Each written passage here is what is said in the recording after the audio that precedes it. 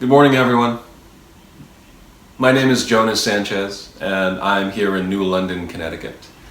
And I would like to welcome everyone this morning to Southeastern Connecticut's 23rd annual World Taiji and Qigong Day celebration. It's our first virtual event, and with any luck, it's going to be our last. It was a difficult decision to decide to do it virtually this year, but the consensus was if we were very careful, played it safe, and just exercised a little bit more patience, that this time next year, we'd all be in each other's company, enjoying a beautiful location, some beautiful weather, practicing Taiji and Qigong. This year, however, the format for the program is not going to be much different. I'm going to keep this introduction short.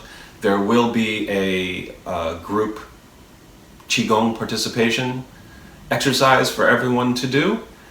And then after that, we would like everyone to continue to do your forms and your exercises with your own schools, participating in the worldwide wave that is today. And then after that, we'll point you to where you can go to take these workshops presented by a lot of our friends and colleagues today.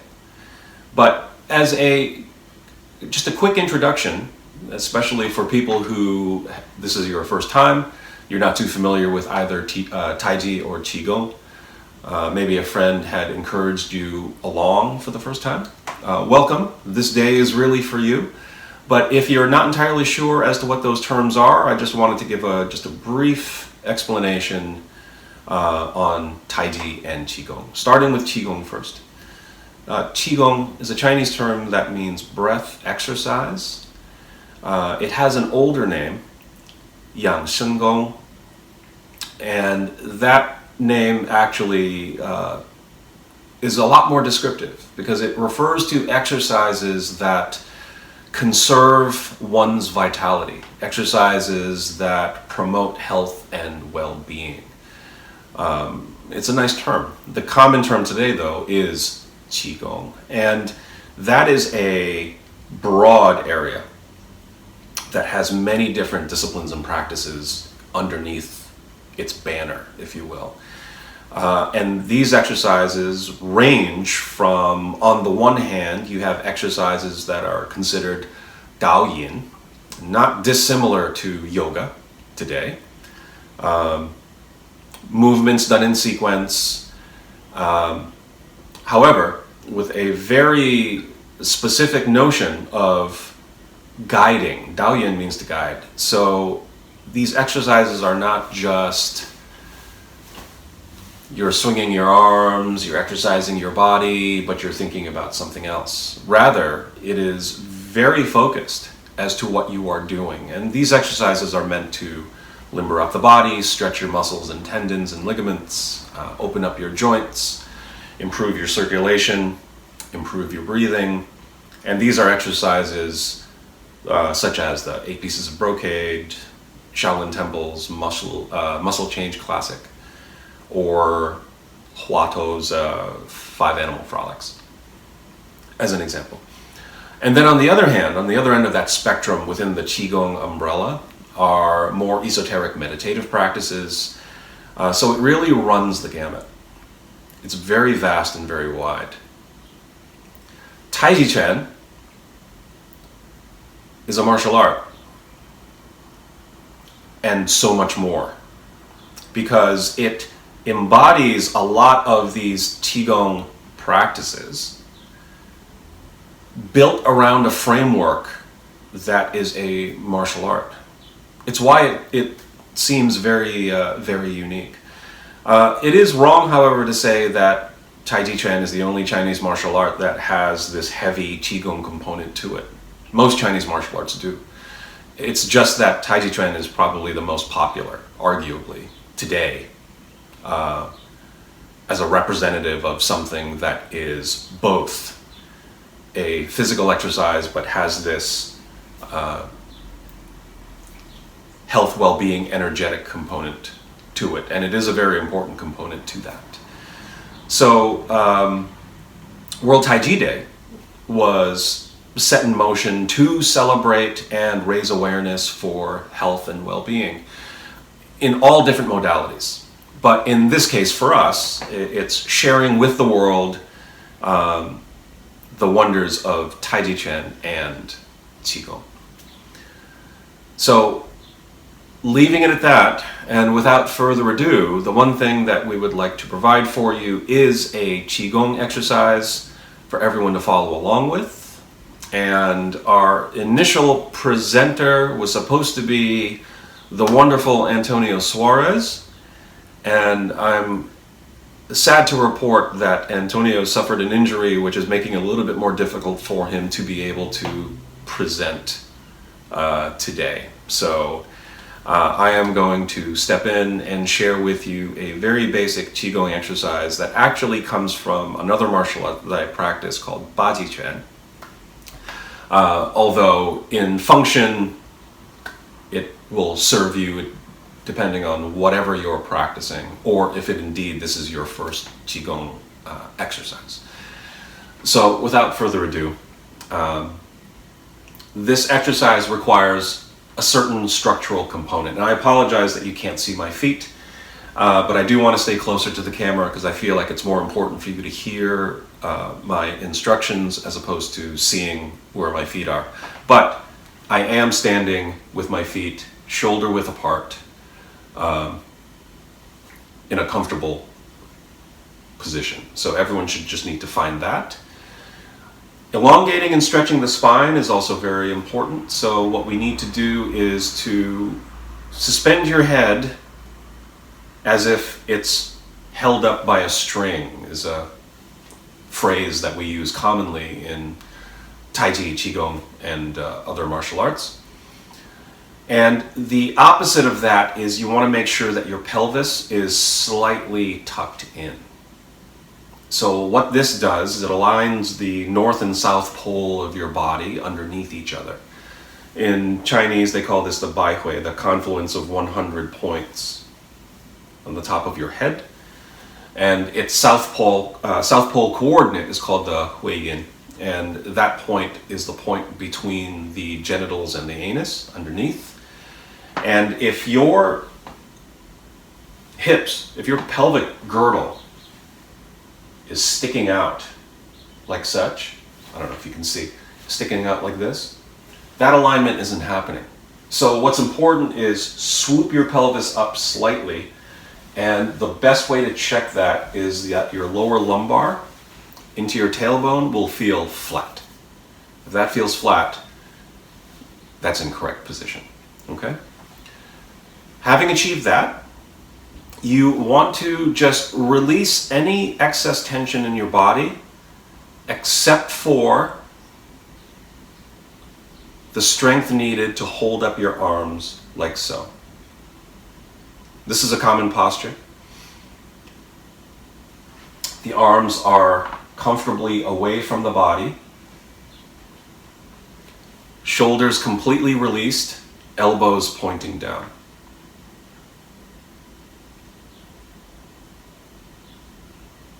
Like so.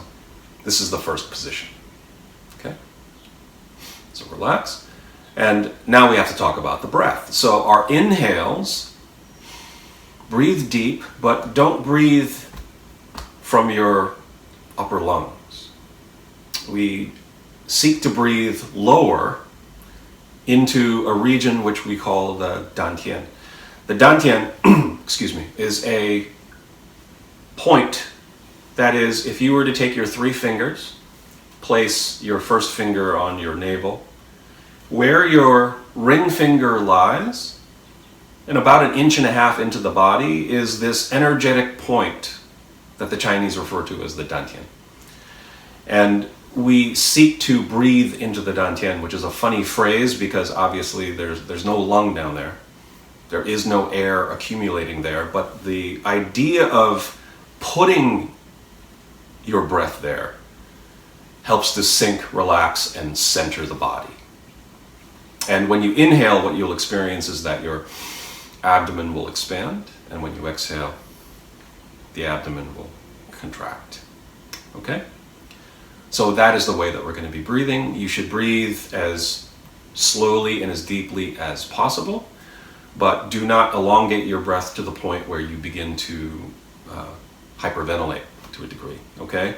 So just keep it relaxed, keep it natural. The pace that I'm going to do, the inhales and the exhales, are going to be somewhat medium paced, but everyone just follow along to the best that you can.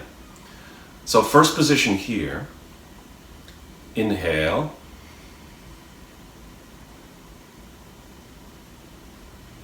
Exhale. Part 2. Inhale, bring the hands down so that your fingers are touching the dantian. Exhale, run the hands up and out in front. That's on the exhale.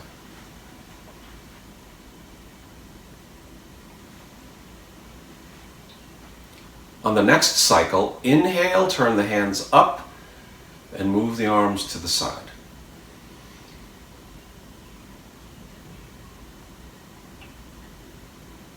Lightly close the hands and feel as if the whole body is pulling down. This is the exhale.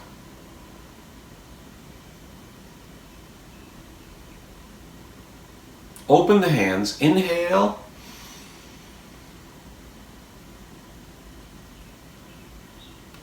And exhale down. Hands relaxed to the side. And then what's going to happen is the cycle will repeat. You inhale. Exhale. This will be the inhale. This will be the exhale. Inhale. Exhale. In. Out. And we'll repeat this 8 times. 8 cycles. Okay? Something else about the breathing. Some people like to encourage that you curl the tip of your tongue to touch the soft upper palate of your mouth.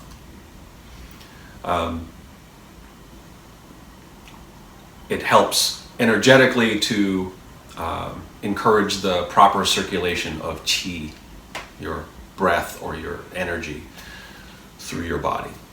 Okay, if you're wondering, if you're not familiar with what it is that we're circulating, you can think of qi very similarly circulating through the meridians in your body, much like your blood circulates through your circulatory system. The Chinese say, where blood goes, qi follows. Where qi goes, blood follows. So it behaves very similarly in that regard. If it's a little too much to think about, just relax, think about your breath, and try to release any tension mentally and also physically in your body, okay? Feet shoulder width, head pulled up, tailbone rocked forward a little bit. Release your joints, release your hips, bend your knees, relax your ankles, relax your shoulders, elbows, wrists. Inhale.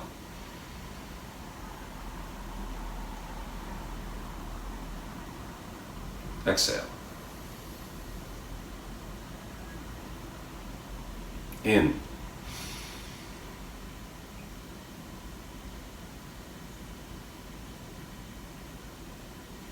Out.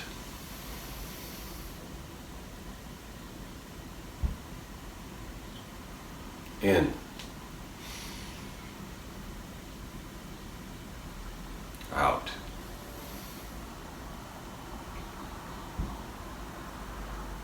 In. Out.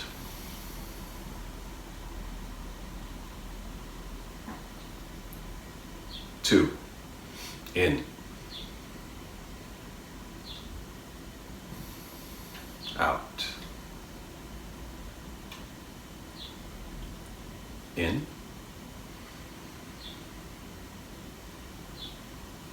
Out.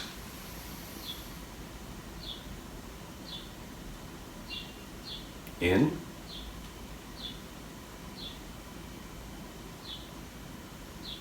Out.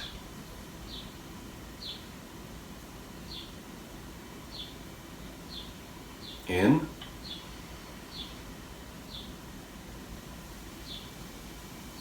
Out. 3. In.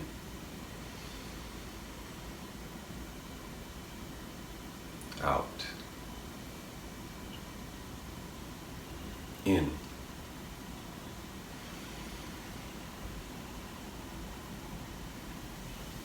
Out.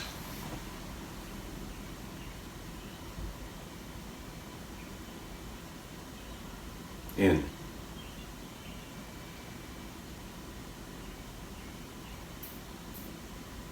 Out. In.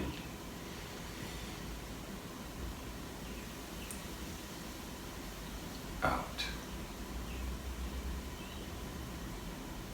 4. In. Out. In.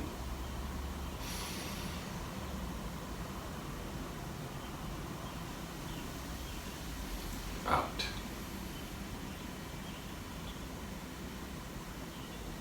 In.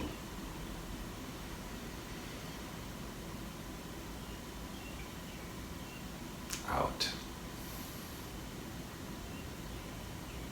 In.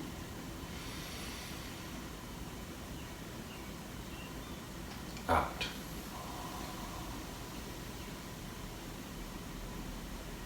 Five. In. Out. In.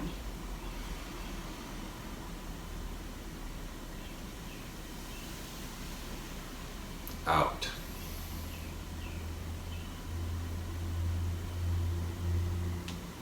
In.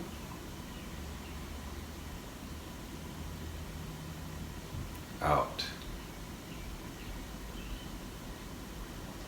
In. Out.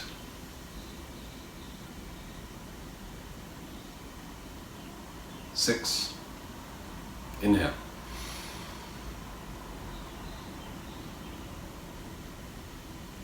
Out.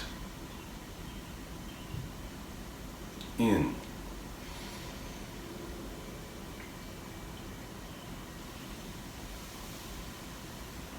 Out. In.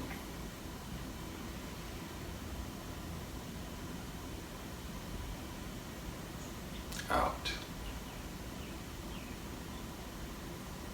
In. Out.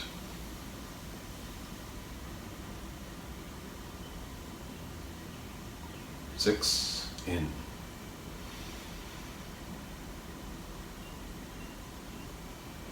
Out. In.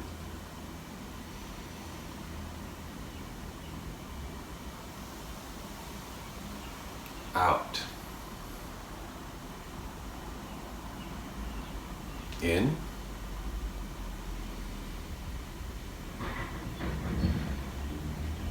Out. In.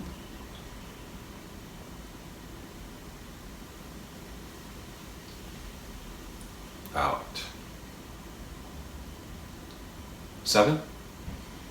Inhale.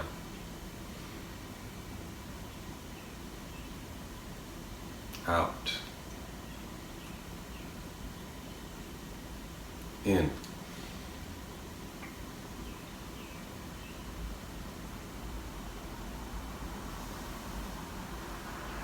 Out.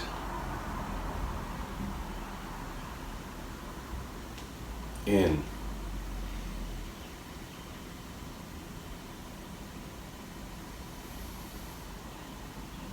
out, in,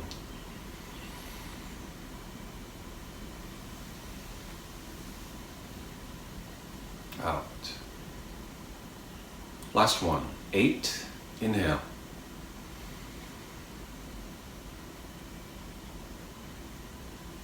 Out. In.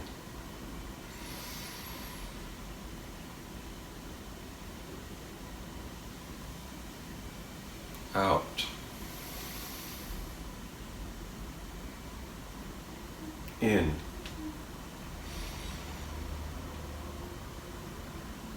Out.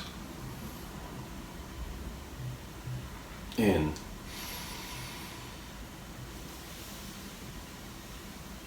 Out.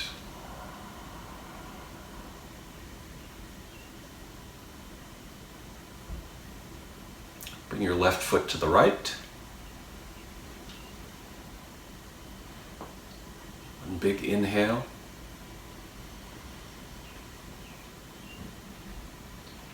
Exhale.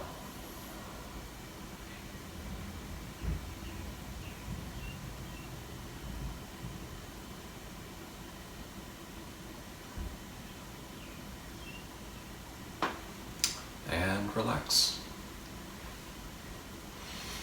So that's a basic, very basic Qigong exercise. There's not much to deliberate and think about with regards to too many details. If everyone just seeks to release any excess tension that you have in your body, except for what's needed in order to hold these shapes, then you'll be fine. The exercise will be of benefit. One thing I do recommend, if you want to get further and deeper into Qigong practice, to most definitely find a teacher near you, and that teacher can guide you beyond the basics of Qigong practice into the more of the subtleties and the nuances. It takes time, and like with anything, but find yourself a good teacher and practice and enjoy all the benefits from it. Okay, so without lingering too much longer, what we'd love for everyone to do now is enjoy the day with your class, with your school, with your teachers and classmates, whatever you might have planned for a group practice to participate in the worldwide wave, that is World Taiji Day. Now is the time. And then afterwards, the portal that everyone can go to in order to access the workshops is Connecticut Taiji.com. Connecticut as in the state, fully spelled. Taiji, TAICHI.com. And I'll seek to put that down below here so that everyone can access it. If I'm wrong, I'm going to edit it. I think I have the right the right URL. On that webpage, there will be a gallery, and all the videos will be available for you at that gallery. They are going to be made available for the year. So unlike in years past, where you might have had to make a decision as to which workshop you wanted to go because they occupied the same time slot, this year you don't have that problem. You can watch all of them at your leisure and enjoy the content. The teachers have been, as I've said, so gracious in donating their time and in order to get those workshops to you. Okay. With that said, a big thank you to Mark Whittam, who has been in charge of organizing the World Taiji Day events now for several years past. I don't even know. This year is going to be his last, and it's time for him to pass on the baton, and we are so thankful, Mark, for everything that you've done for us and for this event up until this time. Thank you so much. And also thank you to Laddie Saharko, co-founder of World Taiji Day here in Connecticut, for inviting me to host and MC at least the introduction, and helping to provide a portal for all these videos for your enjoyment. So without taking up any more of your time, I hope everyone has a great World Taiji Day. Enjoy your practice, and we will see you next year. Thank you so much. Appreciate it.